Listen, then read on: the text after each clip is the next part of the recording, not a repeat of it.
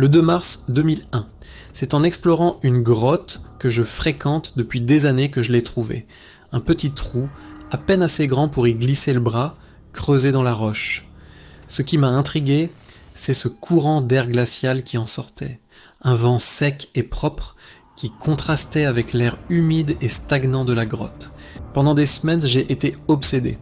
J'y retournais tous les jours avec mes outils. Un marteau, un burin, puis une petite perceuse. Je devais savoir ce qu'il y avait de l'autre côté.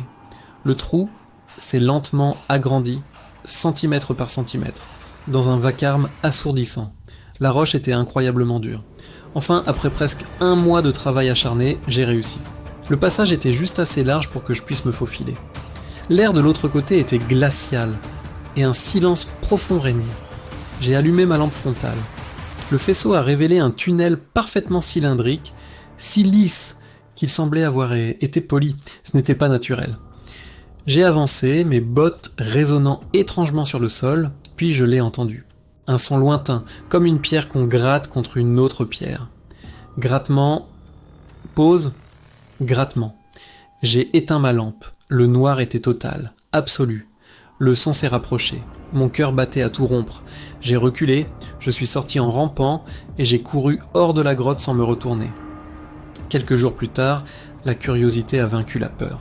J'ai appelé mon ami B, je lui ai tout raconté, l'excitation dans ma voix masquant mon angoisse. Il a accepté de venir avec moi. Nous sommes retournés dans le tunnel. Cette fois, armés de lampes puissantes et de cordes, nous nous sentions plus en sécurité. Le son de grattement avait disparu. Nous avons progressé pendant ce qui a semblé être des heures, le tunnel descendant toujours plus profondément sous terre.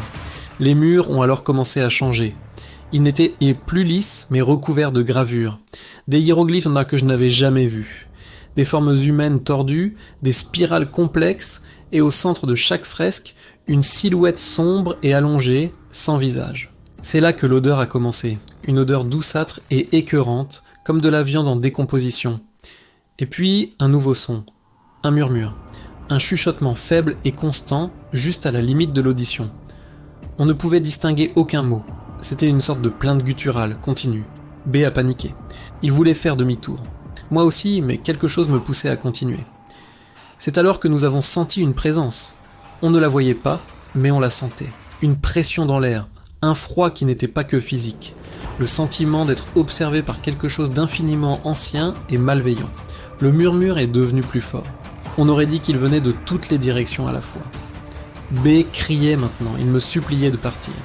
J'ai tourné ma lampe vers lui, et derrière son épaule, dans l'obscurité, j'ai cru voir une forme bouger, une ombre plus noire que le noir. Nous avons couru, nos pieds glissaient sur le sol humide, nos respirations étaient des sanglots de terreur. Le tunnel semblait s'étirer à l'infini.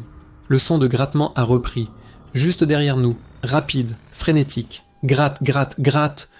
Le murmure était devenu un hurlement, un son qui déchirait les tympans et l'esprit.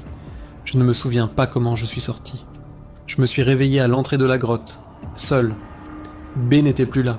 Sa lampe était posée par terre, encore allumée. J'ai appelé la police, les secours. Ils ont cherché pendant des semaines. Ils n'ont jamais rien trouvé. Ni B, ni le passage que j'avais creusé. Le mur était redevenu solide, comme s'il n'avait jamais été touché. Parfois, la nuit, je l'entends encore. Ce grattement. Il ne vient plus de la grotte. Il vient de l'intérieur de mes murs. Il vient du placard. Il se rapproche. Ce soir, je crois que j'ai trouvé d'où il vient. Il vient de l'intérieur. Je le sens gratter. Je sens quelque chose qui essaie de sortir. Quelque chose a rampé en moi dans ce tunnel. Et maintenant, il veut voir la lumière.